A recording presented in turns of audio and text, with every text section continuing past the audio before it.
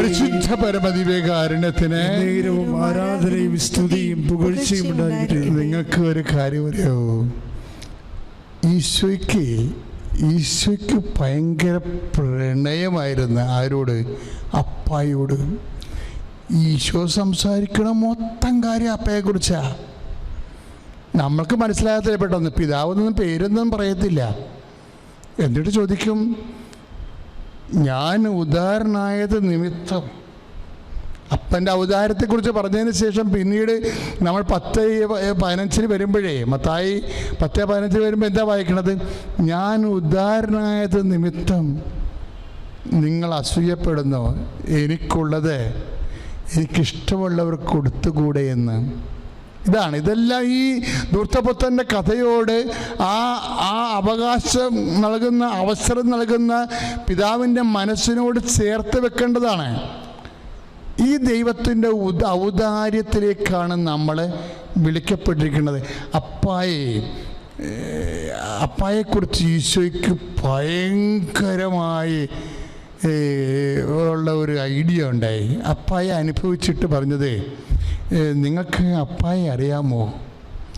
എൻ്റെ മനസ്സിലൊക്കെ എപ്പോഴും പറയും, ഞാൻ കുരിശ് തൂങ്ങാം, മരിക്കാം.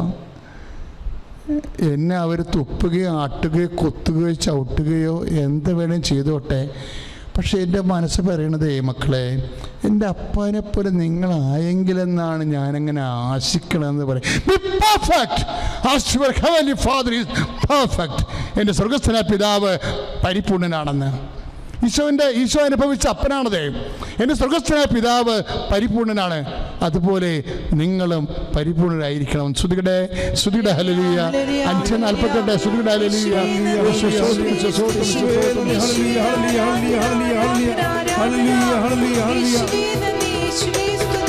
പരിശുദ്ധ പരമദിവ്യകാരുണ്യത്തിന്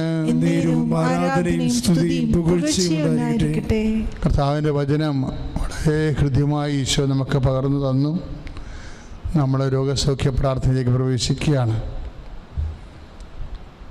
കൃപാസനത്തിൻ്റെ അൾത്താര പരിശുദ്ധ അമ്മ ജീവനോടെ പ്രത്യക്ഷപ്പെട്ട അൾത്താരയിലാണ് ആരാധന നടത്തുന്നതുകൊണ്ട് തന്നെ നിങ്ങളുടെ ഓരോ സങ്കടങ്ങൾക്കും അമ്മയുടെ നിരന്തരമായ മാധ്യസ്ഥം ഉണ്ടതിൻ്റെ തെളിവ് കൃപാസനത്തിൻ്റെ യൂട്യൂബിലെ സാക്ഷ്യങ്ങൾ കേട്ടാൽ മനസ്സിലാകും.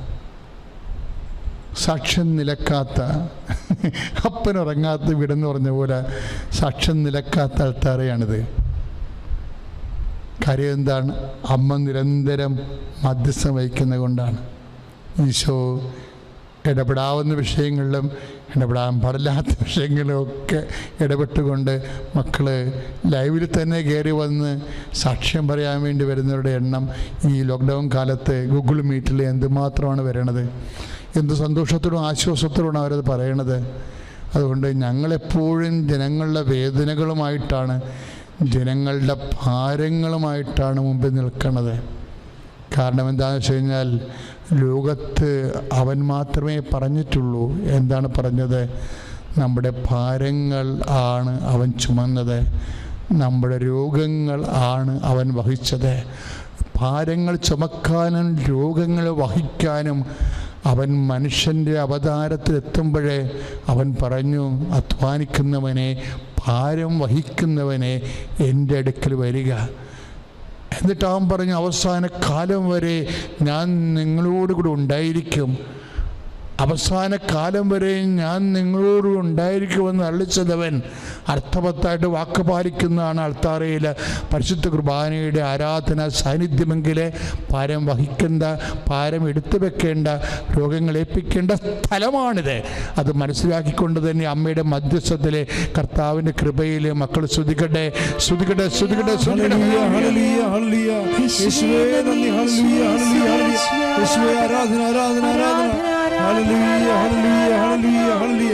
യേശുവേ മഹത്വം, മഹത്വം, മഹത്വം, മഹത്വം. ഹല്ലേലൂയ, ഹല്ലേലൂയ, ഹല്ലേലൂയ, ഹല്ലേലൂയ. പ്രാർത്ഥിക്കട്ടെ. കർത്താവായ ദൈവമേ, രോഗാതുരമായ ഹൃദയഭാരത്തോടുകൂടി ശരീരം നുറുങ്ങി ഇന്നലെ രാത്രി വരെ ഉറക്കമില്ലാതെ വേദനപ്പെട്ടുകൊണ്ട് അവസാന അഭയം പോലെ അമ്മയുടെ മധ്യസ്ഥത്തിലെ ഈ ആരാധനയിലെ അഭയം തേടിയിരിക്കുന്ന മാരക രോഗികള് തീരവേദികള് യേശുവിന്റെ നാമത്തിലെ സൗഖ്യമാകട്ടെ.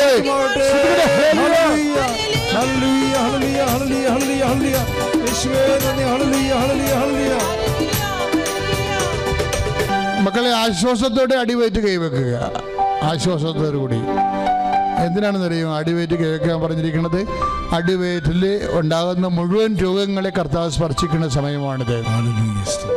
കർത്താവ് പറഞ്ഞതിന് ശേഷമാണ് ഞാൻ നിങ്ങളോട് അങ്ങനെ പറഞ്ഞിരിക്കുന്നത്, അല്ലാതെ വെറുതെ ഗണിച്ച് പറഞ്ഞതല്ല. അടിവയറ്റിൽ ചിലപ്പോഴാ ഈ സിസ്റ്റ് വളരുന്നവരുണ്ടാകും, അല്ലേ? ചില മൂത്രാശയത്തിൽ സിസ്റ്റ് വളരുന്നവരുണ്ടാകും, പിസ്റ്റുല രോഗികളുണ്ടാകും, PCOD രോഗികളുണ്ടാകും, അണ്ടാശയത്തിൽ നീർക്കെട്ടലുണ്ടാകും, ഫെല്ലോപ്പിയൻ ട്യൂബും അതുപോലെ അണ്ടനാളികളും എല്ലാം ബ്ലോക്കായവരുണ്ടാകും, RSS രോഗികളുണ്ടാകും, അടിയുദരം ഇങ്ങനെ പെരുക്കണ പോലെ തോന്നണവരുണ്ടാകും, വയറ് തൂങ്ങണ പോലെ തോന്നണുണ്ടാകും, അതിൻ്റെ പേര് നടുവേദന അനുഭവിക്കുന്നവരുണ്ടാകും, വയറ് പൊള്ളുന്നവരുണ്ടാകും. എൻ്റെ മക്കളെ, കർത്താവിൻ്റെ നാമത്തിൽ അമ്മയുടെ മധ്യത്തിൽ അടിവയറ്റിൽ കൈവച്ചുകൊണ്ട് പ്രാർത്ഥിക്കട്ടെ, ശ്രുതിക്കട്ടെ. കർത്താവേ, ഇതിന് ഉന്നതമായ നാമത്തിന് ഞാൻ സ്വസ്ത്രം ചെയ്യുന്ന കർത്താവേ, ഇപ്പോൾ അടിവയറ്റിൽ കർത്താവെ കൈവച്ചുകൊണ്ട് അനേകം മക്കളെ നിന്റെ നാമത്തിൽ പ്രാർത്ഥിക്കുകയാണ് കർത്താവേ. മരുന്ന് രേവനമല്ല കർത്താവേ, അങ്ങനെ വചനമാണ് കർത്താവേ, അങ്ങനെ മക്കളെ സുഖപ്പെടുന്ന കർത്താവേ. നിന്റെ വിശുദ്ധ പൗരോഹിത്യത്തെ മഹത്വപ്പെടുത്തണമേ, സഭയിലുള്ള സാന്നിധ്യം പ്രകടമാക്കണമേ. യേശുക്രിസ്തുവിന്റെ ഉന്നതമായ നാമത്തിൽ സഭയുടെ അധികാരത്തിൽ ക്രിസ്തുവിന്റെ അടയാളത്തിൽ മാരക രോഗങ്ങള് മാറിപ്പോകട്ടെ, സൗഖ്യമാകട്ടെ. ശ്രുതിക്കട്ടെ. ഹല്ലേലൂയ. രോഗമെല്ലാം മാറിടട്ടെ, കഷ്ടമെല്ലാം നീങ്ങിടട്ടെ. രോഗമെല്ലാം മാറിടട്ടെ, കഷ്ടമെല്ലാം നീങ്ങിടട്ടെ. തിരുമുറിവിനാൽ സുഖപ്പെടട്ടെ, തിരുമുറിവിനാൽ സുഖപ്പെടട്ടെ. തിരുക്കരത്താൽ താങ്ങി എന്നെ തിരുരക്തത്താൽ കഴുകണമേ. തിരുക്കരത്താൽ താങ്ങി എന്നെ തിരുരക്തത്താൽ കഴുകണമേ. രോഗമെല്ലാം മാറിടട്ടെ, കഷ്ടമെല്ലാം നീങ്ങിടട്ടെ. രോഗമെല്ലാം മാറിടട്ടെ, കഷ്ടമെല്ലാം നീങ്ങിടട്ടെ. തിരുമുറിവിനാൽ സുഖപ്പെടട്ടെ, തിരുമുറിവിനാൽ സുഖപ്പെടട്ടെ.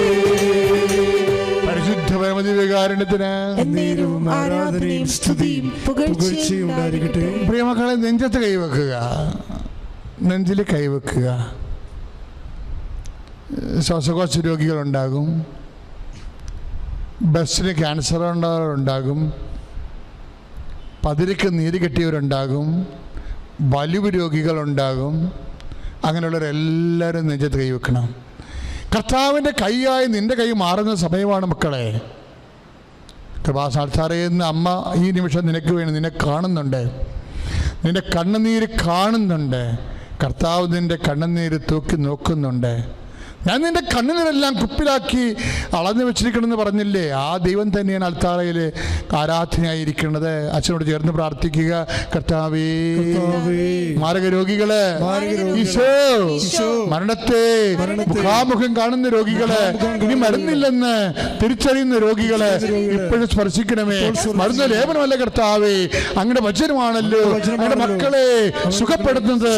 കർത്താവേ, നിന്റെ തിരുമുറിവാർന്ന ആണിപ്പഴുതാർന്ന അത്ഭുതകരം വലതുകരം ആശ്വാസം ശ്വാസത്തിന്റെ വലതുകരം ഓരോ നെഞ്ചിലും പതിയട്ടെ. ഓരോ നെഞ്ചിലും യേശുവിന്റെ കരങ്ങള് പതിയട്ടെ. അമ്മ മധ്യസ്ഥം വഹിക്കട്ടെ. ഈശോ മാരക രോഗങ്ങള്, ശ്വാസകോശ രോഗങ്ങള്, ക്യാൻസർ രോഗങ്ങള്, തൈറോയ്ഡ് രോഗങ്ങള്, തൊണ്ടയുടെ അസുഖങ്ങള് യേശുനാമത്തില് സൗഖ്യമാകട്ടെ. ശ്രദ്ധിക്കട്ടെ. ഹല്ലേലൂയ ഹല്ലേലൂയ ഹല്ലേലൂയ ഹല്ലേലൂയ ഹല്ലേലൂയ ഹല്ലേലൂയ ഹല്ലേലൂയ. രോഗമെല്ലാം മാറിടട്ടെ, കഷ്ടമെല്ലാം നീങ്ങിടട്ടെ. രോഗമെല്ലാം മാറിടട്ടെ, കഷ്ടമെല്ലാം നീങ്ങിടട്ടെ. തിരുമുറിവിനാൽ സുഖപ്പെടട്ടെ, തിരുമുറിവിനാൽ സുഖപ്പെടട്ടെ. എൻ്റെ പേര് സോഫിയ. ഞാൻ ആദ്യമായിട്ട് ഉടമ്പടി എടുത്തത് 2020 ജനുവരിയിലാണ്. അതുമായിട്ട് തന്നെ മാതാവിന് ഇത് ഈ കർത്താവ് കനിഞ്ഞ് അനുഗ്രഹിച്ച് ഈ പുണ്യഭൂമിയിൽ 4ാമത്തെ പ്രാവശ്യം സാക്ഷ്യം പറയാനായിട്ട് അനുവദിച്ചതിനെ ഓർത്ത് നന്ദി പറയുന്നു. ഈ സാക്ഷ്യം ഇതെൻ്റെ മോള് സെലസ്റ്റാണ്. ഞങ്ങൾ ദുബായിലാണ് 27 വർഷമായിട്ട്. ഹസ്ബൻഡും 2 മക്കളും. ഹസ്ബൻഡ് ബോംബെയിൽ ജനിച്ചു വളർന്നതാണ്. അധികം വിശ്വാസത്തിലല്ല. കാര്യം ക്രിസ്ത്യൻ ഫാമിലി ജനിച്ചു എന്നുള്ളതിൻ്റെ പേരിലേ ഉള്ളൂ. കുട്ടികൾക്കും അതുകൊണ്ട് അവർ ദുബായിൽ ജനിച്ചു വളർന്നതായതുകൊണ്ട് ആ രീതിയാണ് ഒരു അടിച്ചുപൊളിച്ച ലൈഫ്. അങ്ങനെ വിശ്വാസവും പ്രാർത്ഥനാ ലൈഫൊന്നും അധികം ഉണ്ടായിരുന്നില്ല. പക്ഷേ ഞാൻ കഴിഞ്ഞ 2020 മുതൽ സ്ഥിരമായിട്ട് മാതാവിൻ്റെ ഭക്തയാണ്. അപ്പം ഞാൻ എൻ്റെ 1ാമത്തെ ഉടമ്പടി മുതൽ ഇപ്പോൾ ഇന്ന് 12ാമത്തെ ഉടമ്പടി പുതുക്കിയത്. എല്ലാ ഉടമ്പടിയിലും വെച്ചിരുന്ന നിയമങ്ങളാണ് ഇവരുടെ 3 പേരുടെയും മാനസാന്തരം. അതിൽ ഇവളുടെ മാനസാന്തരം ഇപ്പം മനപരിവർത്തനം എന്ന് പറയാം, അത് സാധിച്ചു കിട്ടി.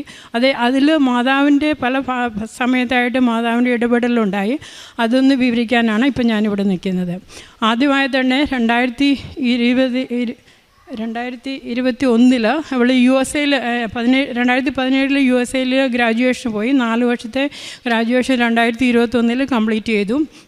21 കംപ്ലീറ്റ് ചെയ്ത് കഴിഞ്ഞ് നമുക്ക് ഒരു 3 months ഇൻറ്റേൺഷിപ്പ് ചെയ്യണം. എങ്കിൽ മാത്രമേ ബാക്കി അവിടെ ഒരു 2 years അവിടെ സ്റ്റേ ചെയ്യാനുള്ള പെർമിഷൻ കിട്ടത്തുള്ളൂ. അപ്പോൾ ആ ഇൻറ്റേൺഷിപ്പിന് വേണ്ടി കുറേ ട്രൈ ചെയ്തിട്ട് കിട്ടുന്നുണ്ടായിരുന്നില്ല. അപ്പം വിസ തീരാറായി താനും. അപ്പം നമ്മൾ കറക്റ്റ് സമയത്തിനുള്ളിൽ പോന്നിട്ടില്ലെന്നുണ്ടെങ്കിൽ അത് പിന്നീട് ലീഗൽ കോംപ്ലിക്കേഷൻ ഉണ്ടാകും. അപ്പം ഞങ്ങൾ പറഞ്ഞു ഓക്കെ ശരി പാക്ക് ചെയ്ത് പോന്നോളൂ, ദുബായിലേക്ക് പോന്നോളൂ എന്ന്. അപ്പം പാക്ക് എല്ലാം ചെയ്ത് കഴിഞ്ഞ് അപ്പോൾ ഓൾറെഡി ഞാൻ ഉടമ്പടിയിലാണ് ഞാൻ ഇത് നിയോഗം വെച്ചിട്ടുണ്ടായിരുന്നു. പാക്കെല്ലാം ചെയ്ത് കഴിഞ്ഞ് അടുത്ത ദിവസം തന്നെ മാതാവ് അവൾക്ക് ഒരു ഇൻറ്റേൺഷിപ്പിൻ്റെ ഓഫർ കൊടുത്തു. അവൾ അവിടെ അത് കണ്ടിന്യൂ ചെയ്ത് US എഡ്യൂക്കേഷൻ കംപ്ലീറ്റ് ചെയ്തു. അതിനുശേഷം അത് ആദ്യത്തെ അത്ഭുതം അവളുടെ ജീവിതത്തിലൊരു ഇടപെടലായിരുന്നു. 2022 അവൾ മാസ്റ്റർ ഡിഗ്രി ചെയ്യാൻ വേണ്ടി കാനഡയിലേക്ക് പോയി. അഡ്മിഷൻ കിട്ടി, പോയിട്ടില്ല, ഞങ്ങൾ ദുബായിൽ ആയിരുന്ന സമയത്ത് അഡ്മിഷൻ കിട്ടി. പക്ഷേ വിസ വരുന്നുണ്ടായിരുന്നില്ല. സാധാരണ 3 ആഴ്ച കൊണ്ടൊക്കെ വിസ കിട്ടേണ്ടതാണ്. പക്ഷേ 2-2.5 മാസമായിട്ടും വിസ കൈ കിട്ടുന്നുണ്ടായിരുന്നില്ല. വളരെ ടെൻഷൻ അടിച്ച് പിന്നെ ഒടുവിൽ ഞങ്ങൾ ഇവിടെ വന്നു. ജോസഫ് അച്ഛനെ കണ്ടു. ജോസഫ് അച്ഛന് തലയിൽ കൈവച്ച് ശിരസിൽ കൈവച്ച് പ്രാർത്ഥിച്ചു കഴിഞ്ഞ് 2ാമത്തെ ദിവസം അവൾക്ക് വിസ വന്നു. അപ്പോൾ അത് അവളുടെ ജീവിതത്തിലൊരു വലിയൊരു ഇതുപോലെ തോന്നി. അവളുടെ ഡബിൾ വിശ്വാസം പതുക്കെ വരാൻ തുടങ്ങി, പ്രത്യേകിച്ചും കൃപാസന മാതാവിലും.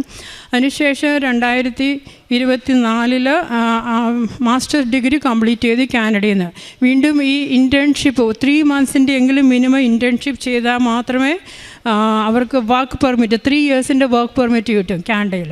പക്ഷേ അതിന് ഈ 3 months ഇൻറ്റേൺഷിപ്പ് മസ്റ്റാണ്. പക്ഷേ അവൾക്ക് കിട്ടുന്നുണ്ടായിരുന്നില്ല.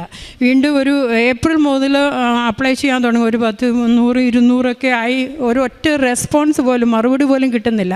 അതപ്പോൾ ഭയങ്കര ടെൻഷനായി. അപ്പം ഞാൻ മാതാവിനോട് പറഞ്ഞു, അമ്മേ അവളുടെ June 22 അവളുടെ ബർത്ത്ഡേ ആയിരുന്നു. അപ്പം ഞാൻ പറഞ്ഞു, അമ്മേ അറ്റ്ലീസ്റ്റ് അവളുടെ ബർത്ത്ഡേ ഗിഫ്റ്റ് ആയിട്ടെങ്കിലും ഒരു കോളിലെങ്കിലും, ഒരു ഇൻ്റർവ്യൂ കോളെങ്കിലും കൊടുക്കാൻ വേണം. അപ്പോൾ June 22 നൈറ്റിലായപ്പോഴത്തേക്ക് ഒരു ഇൻ്റർവ്യൂ കോള് അവളുടെ മെയിലിലേക്ക് വന്നു. ഒരാഴ്ചയ്ക്കുള്ളിൽ ഇൻ്റർവ്യൂ നടന്നു, പക്ഷേ അത് റിജക്റ്റായി. അപ്പം ഞാൻ പറഞ്ഞു, നീ വിഷമിക്കേണ്ട, അതിൻ്റെ അർത്ഥം മാതാവ് ഇതിലും നല്ലത് എന്തോ നിനക്ക് വേണ്ടി വെച്ചിട്ടുണ്ടെന്ന്. അതുപോലെ തന്നെ ജൂലൈ അവസാനമായപ്പോഴത്തേക്ക് ഞാൻ ഒരിക്കൽ വീഡിയോ കോൾ വിളിച്ചപ്പോൾ ഭയങ്കര ഡിപ്രസ്ഡ് ആയിരുന്നു ആൾ, ഭയങ്കരമായിട്ട് സങ്കടമായിട്ട്. അപ്പം ഞാൻ പറഞ്ഞു, നീ വിഷമിക്കണ്ട, ഞാൻ കൃപാസന മാതാവിനോടാണ് പ്രാർത്ഥിക്കുന്നത്.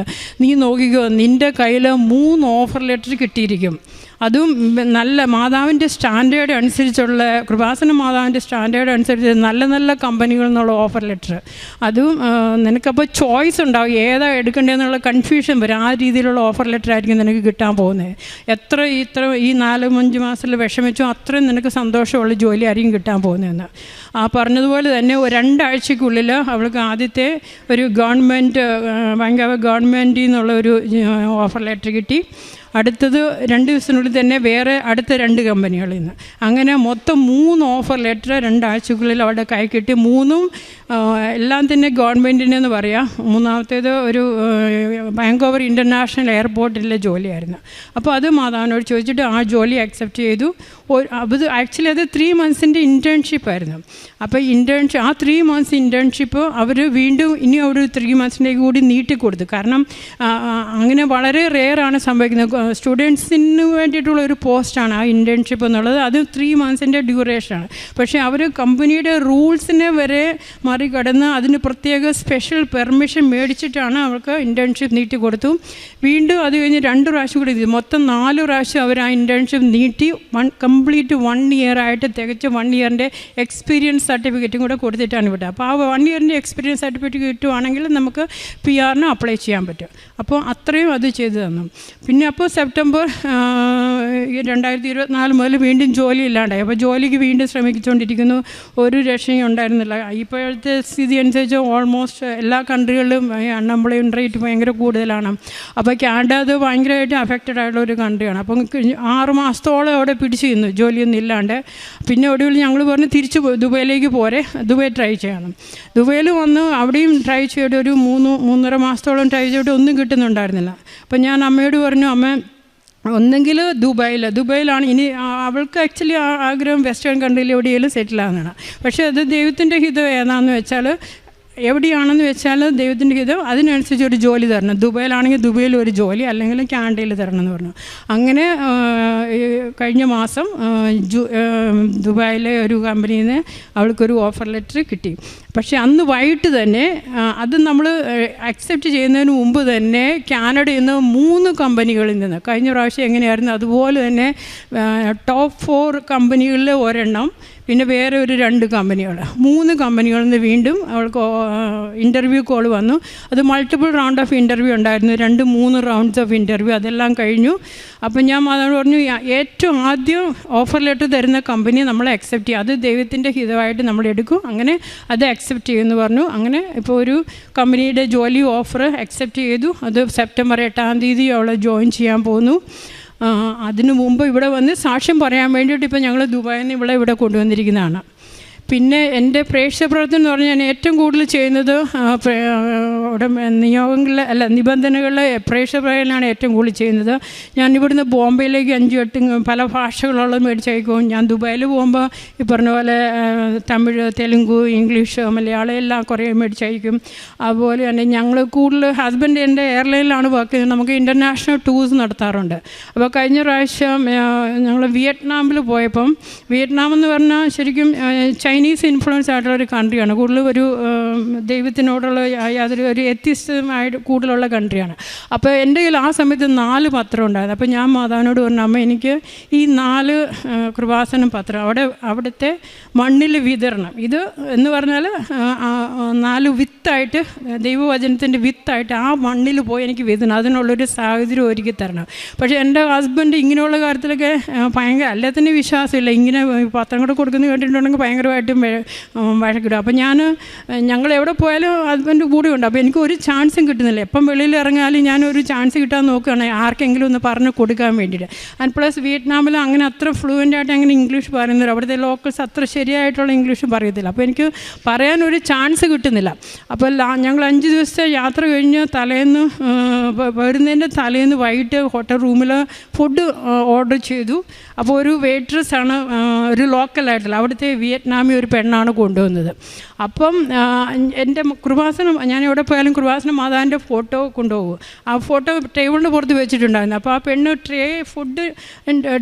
ഫുഡിൻ്റെ ട്രേ ടേബിളിലേക്ക് വെക്കാൻ നേരത്ത് മാതാവിനെ കണ്ടു. അപ്പോൾ അവൾ ഉടനെ പറയുകയാണ്, ഓ മമ്മ മേരിന്ന്. അപ്പോൾ എനിക്ക് പെട്ടെന്ന് ഫ്ലാഷ് ചെയ്തു. കാരണം ഈ കൃപാസനം മാതാവെന്ന് പറഞ്ഞാൽ നമ്മളെ പോലുള്ളവർക്ക് അറിയാം, പക്ഷേ ഇങ്ങനെയുള്ള വിയറ്റ്നാം പോലുള്ള കൺട്രികൾ അത് മാതാവാണെന്ന് തിരിച്ചറിയണമെന്നുണ്ടെങ്കിൽ അവളൊരു ക്രിസ്ത്യനാണെന്ന് എനിക്ക് തോന്നി. അപ്പോൾ തന്നെ ആ സമയം കൊണ്ട് ഹസ്ബൻഡ് ആക്ച്വലി ബാത്റൂമിലായിരുന്നു. അപ്പോൾ എനിക്കൊരു ചാൻസ് ആയിട്ട് പെട്ടെന്ന് എനിക്ക് ഉൾവിളി തോന്നി. ഞാൻ ചാടി എൻ്റെ ബാഗിൽ നിന്ന് പത്രം എടുത്തു. അപ്പോൾ ഞാൻ അവളുടെ അടുത്ത് മുറി ഇംഗ്ലീഷിലൊക്കെ അവർക്ക് ശരിക്കും ഇംഗ്ലീഷ് അറിയത്തില്ല. അപ്പോൾ ചോദിച്ചു, നീ ക്രിസ്ത്യനാണ്? അപ്പോൾ പറഞ്ഞു, അതെ, ഞങ്ങൾ വളരെ കുറച്ച് പേര് അവിടെ ക്രിസ്ത്യനുള്ളൂ. അപ്പോൾ ഞാൻ പറഞ്ഞു, എൻ്റെ കയ്യിൽ ഈ ഒരു മാതാവ് ഇങ്ങനെ ഒരു പ്രത്യക്ഷീകരണം ഇവിടെ ഇന്ത്യയിലെ ഒരു സ്ഥലത്ത് നടന്നിട്ടുണ്ട്. ഈ മാതാവിന് ഒത്തിരി അത്ഭുതങ്ങൾ നടക്കുന്ന മാതാവാണ്. നിനക്ക് എന്തെങ്കിലും ഉണ്ടെങ്കിൽ മാതാവിനോട് പ്രാർത്ഥിക്കാം. പക്ഷേ ഈ പത്രം അത് ഇംഗ്ലീഷ് പത്രമായിരുന്നു. അപ്പോൾ ഞാൻ അതൊന്നും കൊടുത്തു. ഞാൻ പറഞ്ഞു, നീ ഇത് വായിച്ചിട്ട് നിങ്ങളുടെ അവിടെ മാസത്തിൽ ഒരിക്കലെങ്ങാണ്ട് ഒരു ഫാദർ എവിടുന്ന് വരും, അങ്ങനെ കുർബാനയായിട്ടൊന്നുമില്ല, ഒരു ചെറിയ സർവീസ് എങ്ങാണ്ടുള്ളൂ. അപ്പം ഞാൻ പറഞ്ഞു, ആ സമയത്ത് നീ ഇത് വായിച്ചിട്ട് നിൻ്റെ ഫ്രണ്ട്സിന് വായിച്ചു കഴിഞ്ഞിട്ട് നിൻ്റെ ഫ്രണ്ട്സിന് ഷെയർ ചെയ്യണം. അതിനുശേഷം അവരോട് പറയണം, അത് മറ്റുള്ളവർക്ക് ഷെയർ ചെയ്യണം. അങ്ങനെ നിങ്ങളുടെ കമ്മ്യൂണിറ്റിയിൽ എല്ലാവർക്കുമായിട്ട് അത് വിതരണം ചെയ്യണമെന്ന് പറഞ്ഞു. പിന്നെ അതുപോലെ തന്നെ USA പോയപ്പോഴും അവിടെ ഇങ്ങനെ മെയിനായിട്ടുള്ള ടൂറിസ്റ്റ് സെൻറ്റേഴ്സിൻ്റെ വെളിയിൽ ഈ യഹോവ സാക്ഷികൾ, വിറ്റ്നസ്സസ് ഓഫ് ക്രൈസ്റ്റ് എന്നുള്ള ഇതിൽ കുറേ ഒരു ഗ്രൂപ്പുകളാണ്. ഇവിടെയുണ്ട് അതിൻ്റെ യഹോവ സാക്ഷികൾ. അവരിങ്ങനെ ഒരു സ്റ്റാൾ മാതിരി ഇട്ടിട്ട് ചെറിയൊരു ബോർഡിൽ കുറേ പൗച്ചസ്, അതിൻ്റെ അകത്ത് കുറേ പാംപ്ലെറ്റ്സും അവരുടെ ഈ ബൈബിളിൻ്റെ ഇതൊക്കെ ഉണ്ട്. അപ്പം ചെറിയ ഷോർട്ട് കോഴ്സുകളൊക്കെ അവർ ഇൻസ്റ്റൻ്റായിട്ട് കൊടുക്കാറുണ്ട്. അപ്പം ഞാൻ അവരുടെ അടുത്ത് ചെന്നു, ഞാൻ ചോദിച്ചു, ഞാനപ്പോൾ അവരുടെ അടുത്ത് ഇങ്ങനെ എക്സ്പ്ലെയിൻ ചെയ്തു ഈ മാതാവിൻ്റെ പ്രത്യക്ഷം. എനിക്കറിയാം അവർ മാതാവിൽ വിശ്വസിക്കും. ഞാൻ ചോദിച്ചു, do you believe in mother Mary? അപ്പം വിശ്വസിക്കുന്നുണ്ടോയെന്ന് അമ്മയില്ല. അപ്പോൾ പറഞ്ഞു, മദർ മേരി ജീസസിൻ്റെ അമ്മയാണെന്ന് ഞങ്ങൾക്കറിയാം, അത്രേ ഉള്ളൂ, അതിൽ കൂടുതൽ ഞങ്ങൾ വിശ്വസിക്കുന്നില്ല എന്ന്. അപ്പം ഞാനിങ്ങനെ ഇവിടുത്തെ പ്രത്യക്ഷീകരണം സംഭവിച്ച കാര്യം, അതിൻ്റെ ഇവിടെ നടക്കുന്ന കാര്യങ്ങളെല്ലാം പറഞ്ഞു. പത്രം കൊടുത്തു. ഞാൻ പറഞ്ഞു, പത്രം നിങ്ങളുടെ ഈ ഇരിക്കുന്ന സ്റ്റാൻഡിൻ്റെ കൂടെ വെക്കാൻ പറ്റുമോ? നിങ്ങളൊന്നും ചെയ്യണ്ട. അപ്പോൾ അവർ പറഞ്ഞു, സോറി, അത് പറ്റത്തില്ല. ഞാൻ പറഞ്ഞു, വേറെ ഒന്നും വേണ്ട, നിങ്ങൾ പറയൊന്നും വേണ്ട, ജസ്റ്റ് ഒന്ന് ഇതൊന്ന് അവിടെ വെച്ചാൽ മതി, ആരെങ്കിലും കണ്ടിട്ട് അത് എടുക്കുവാണെങ്കിൽ എടുക്കട്ടെ, അല്ല അത് അവരുടെ അഗൻസ്റ്റ് പ്രിൻസിപ്പിൾ എന്ന് പറഞ്ഞു, അതങ്ങനെ എടുക്കാൻ പറ്റില്ല. അതുപോലെ തന്നെ കാനഡയിൽ ഞാൻ പോയപ്പോഴും അവിടെ നോട്ടഡാം എന്ന് പറഞ്ഞാൽ വളരെ ഫേമസ് ആയിട്ടുള്ള ചേർച്ചുണ്ട്. എനിക്ക് അവിടെ ആർക്കെങ്കിലും പറഞ്ഞു കൊടുക്കണമെന്ന് ആഗ്രഹമുണ്ടായിരുന്നു, പക്ഷേ ഹസ്ബൻഡ് കൂടെ ഉള്ളതുകൊണ്ട് എനിക്കൊരു ചാൻസ് കിട്ടിയില്ല. പക്ഷേ അവിടെ ഈ റിലീജിയസ് ആർട്ടിക്കിൾസൊക്കെ വെക്കുന്ന ഒരു ചെറിയ സ്റ്റോൾ മാതിരി ഒരു സ്ഥലം ഉണ്ടായിരുന്നു. ഞാൻ അവിടെ കൊണ്ടുപോയി ആ ടേബിളിൽ ഈ മാതാവിൻ്റെ ഒരു 5-10 ഇംഗ്ലീഷ് പത്രം അവിടെ കൊണ്ടുപോയി വെച്ചിട്ട് പോന്നു. അതുപോലെ തന്നെ കോയമ്പത്തൂർ ഒരിക്കൽ പോകാൻ ചാൻസ് കിട്ടിയപ്പോൾ അവിടെ ഇംഗ്ലീഷ് പത്രം, തമിഴ് എനിക്ക് കുറച്ച് അറിയാവുന്നതാണ്. അപ്പം ഇംഗ്ലീഷ് പത്രം ഞാൻ അവിടെ പള്ളിയിൽ കുറച്ച് ആ സ്റ്റോളിൽ ഒരു സിസ്റ്റർ ഉണ്ടായിരുന്നു, അവരുടെ കയ്യിലേൽപ്പിച്ചു. തമിഴ് പത്രം പള്ളിക്ക് ചുറ്റും ഒരു കുറേ ഹിന്ദുക്കൾ എന്ന് പറഞ്ഞാൽ ശരിക്കും സ്റ്റോഞ്ച് ഹിന്ദുക്കളായിട്ടുള്ള പൂജകൾ കടയിൽ വെച്ച് തന്നെ നടത്തുന്ന അങ്ങനത്തെ ഭയങ്കര ഹാർഡ് കോറായിട്ടുള്ള ഹിന്ദുക്കളുടെ കടകളിൽ ഒരു പെട്ട് പാത്രം ഞാനൊരു 3-3.5 മണിക്കൂർ എടുത്ത് തമിഴിൽ എക്സ്പ്ലെയിൻ ചെയ്തു.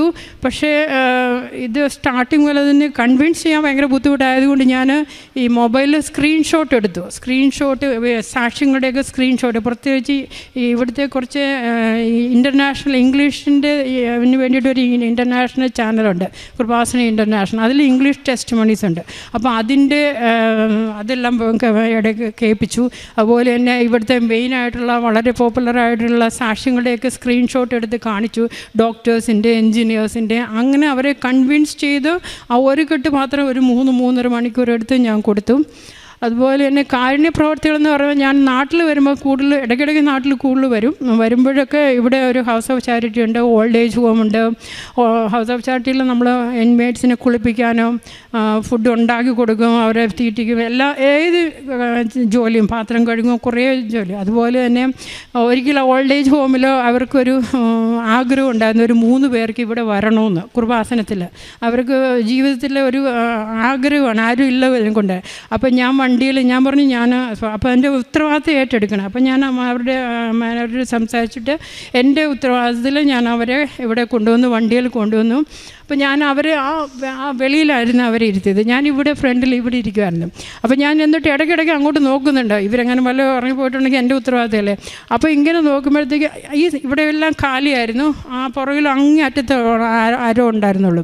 അപ്പോൾ പെട്ടെന്ന് ആരോ പുറകിൽ വന്നിരിക്കുമ്പോൾ നല്ലൊരു പെർഫ്യൂമിൻ്റെ ഇത് സ്മെല്ല് പോലെ തോന്നി പെട്ടെന്ന്. അപ്പം ഞാൻ വിചാരിച്ചു ആരോ വന്നതാന്ന് പറഞ്ഞ് പുറകിലോട്ട് തിരിഞ്ഞു നോക്കിയപ്പോൾ ആരും ഉണ്ടായിരുന്നില്ല. അത് അമ്മ മാതാവാണെന്ന് എനിക്ക് മനസ്സിലായി. പിന്നീട് ഞാൻ ഒരിക്കലും രാത്രിയിൽ ഇങ്ങനെ പ്രാർത്ഥിച്ചുകൊണ്ട്, അപ്പോൾ ഒരു ദിവസം ഞാൻ പറഞ്ഞു, അമ്മ ഇന്ന് ഞാൻ ഉറങ്ങുന്നില്ല, അമ്മയുടെ കൂടെ കൊന്തയൊല്ലിക്കൊണ്ട് പ്രാർത്ഥിക്കാൻ പോവുകയാണെന്ന് പറഞ്ഞു. ഒരു രാത്രി 2 മണിയായപ്പോഴത്തേക്കും പെട്ടെന്ന് മുറി മുഴുവനും മഞ്ഞോട് മൂടി, കോടമഞ്ഞ് മാതിരി. എന്നിട്ട് മുറി മുഴുവൻ സുഗന്ധാഭിഷേകം, പല പെർഫ്യൂമുകളും കൂടെ ഒരുമിച്ച് കൂട്ടിച്ചേർത്താൽ ഉണ്ടാകുന്ന ഒരു സ്മെല്ല് അത്. അപ്പം ഞാൻ ഇതിനു മുമ്പ് എനിക്ക് സുഗന്ധാഭിഷേകം ഒത്തിരി പ്രാവശ്യം ഉണ്ടായിട്ടുണ്ട്, പക്ഷേ അതെല്ലാം ഒരു കുറച്ച് നേരത്തേക്ക് ഉണ്ടായിരുന്നുള്ളൂ. അപ്പം ഞാൻ പറഞ്ഞു, കൃപാസന അമ്മയാണോ വന്നിരിക്കുന്നതെങ്കിൽ അമ്മ ഉടനെ പോകരുത്, എൻ്റെ കൂടെ തന്നെ ഉണ്ടായിരിക്കണം കുറച്ച് നേരത്തേക്കെങ്കിലും. അപ്പോൾ ആ മണം എന്ന് പറയുന്നത് നമ്മൾ ഈ ഡിസ്പെൻസറിയിൽ നിന്ന് ഇങ്ങനെ ഡിസ്പെൻസർ വെച്ചിട്ട് ഇങ്ങനെ പഫ് അടിക്കുന്നില്ലേ, അതുമാതിരി ഇങ്ങനെ വരും. അത് കഴിഞ്ഞ് കുറച്ച് കഴിഞ്ഞിട്ട് വീണ്ടും അതിൻ്റെ എന്തെങ്കിലും ഫെയ്ഡ് ആകുമ്പോഴത്തേക്കും വീണ്ടും അതിങ്ങനെ സ്ട്രോങ് ആയിട്ട് പഫ് അടിക്കുന്ന മാതിരി വരും. അങ്ങനെ രാത്രി ഒരു 2 മണി മുതൽ വെളുപ്പിന് ഒരു 4:30 വരെ മുറി മുഴുവനും മഞ്ഞോ ഇതുപോലത്തെ ഒരു അനുഭവം. അതുപോലെ തന്നെ ബാക്കിയുള്ള എൻ്റെ പ്രേക്ഷിത പ്രവർത്തനവും കാരുണ്യ പ്രവർത്തികളെല്ലാം ഈ രീതിയിലാണ് ഞാൻ ചെയ്തുകൊണ്ടിരിക്കുന്നത്. ഇത്രയധികം അനുഗ്രഹങ്ങൾ തന്ന എൻ്റെ മോളെ അനുഗ്രഹിച്ചതിനും ഞാൻ നന്ദി പറയും. എത്രയും വേഗം എൻ്റെ ബാക്കി 2 കുടുംബാംഗങ്ങളും കൂടെ അവർക്ക് വേണ്ടി കൂടി ഇതുപോലെ സാക്ഷ്യം പറയാൻ ദൈവം മാതാവ് എന്നെ അനുഗ്രഹിക്കുമെന്ന് വിശ്വസിച്ചുകൊണ്ട് ഞാൻ നിർത്തുന്നു.